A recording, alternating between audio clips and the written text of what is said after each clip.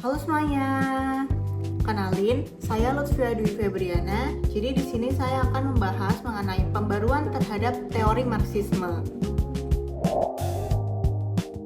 Jadi teori ini itu dikembangkan oleh Karl Marx dan juga Friedrich Engels sebagai bentuk kritik terhadap sistem kapitalisme yang dianggap menciptakan adanya ketimpangan sosial dan juga adanya eksploitasi terhadap para kaum pekerja. Menurut Marx, dalam masyarakat selalu terdapat pertentangan antara kelompok yang memiliki kekuasaan ekonomi dan juga kelompok yang tidak memilikinya. Ia menyebut fenomena ini sebagai teori pertentangan kelas. Contohnya, pada zaman modern terdapat pemilik modal atau perusahaan yang menguasai alat produksi, sementara para buruh hanya memiliki tenaga kerja yang dijual untuk mendapatkan upah. Marx berpendapat bahwa konflik antara kedua kelompok inilah yang menjadi penggerak perubahan dalam masyarakat. Selain teori pertentangan kelas, Marx juga memperkenalkan konsep nilai lebih atau surplus value. Menurutnya, seorang buruh seringkali menghasilkan nilai yang jauh lebih besar dibandingkan upah yang diterimanya. Selisih antara nilai hasil kerja buruh dan juga upah yang dibayarkan menjadi keuntungan bagi pemilik modal. Marx menganggap kondisi ini sebagai bentuk eksploitasi terhadap pekerja dalam sistem kapitalisme.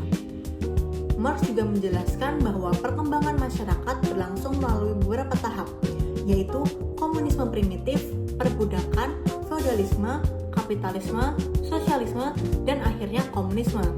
Ia meyakini bahwa setiap tahap muncul karena perubahan kondisi ekonomi dan konflik sosial yang terjadi di dalam masyarakat.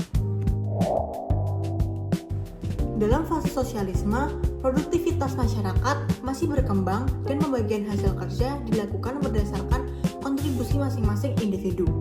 Prinsipnya adalah dari setiap orang sesuai kemampuannya kepada setiap orang sesuai kerjanya.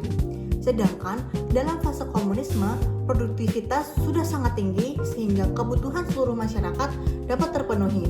Prinsipnya berubah menjadi dari setiap orang sesuai kemampuannya kepada setiap orang sesuai kebutuhannya. Pemikiran Marx kemudian berkembang melalui berbagai aliran. Salah satunya adalah Leninisme yang dipelopori oleh Vladimir Lenin. Berbeda dengan Marx yang menunggu runtuhnya kapitalisme, Lenin memilih melakukan revolusi secara aktif dan berhasil mendirikan negara komunis pertama melalui revolusi Rusia pada tahun 1917. Selain itu, muncul revisionisme yang berusaha mencapai sosialisme melalui jalur demokrasi dan reformasi tanpa revolusi. Jadi, Marxisme ini adalah teori yang menjelaskan mengenai adanya ketimpangan sosial dan juga ekonomi, serta menawarkan masyarakat yang lebih adil, setara, dan juga tidak ada eksploitasi. Sekian dari saya, terima kasih. Bye-bye.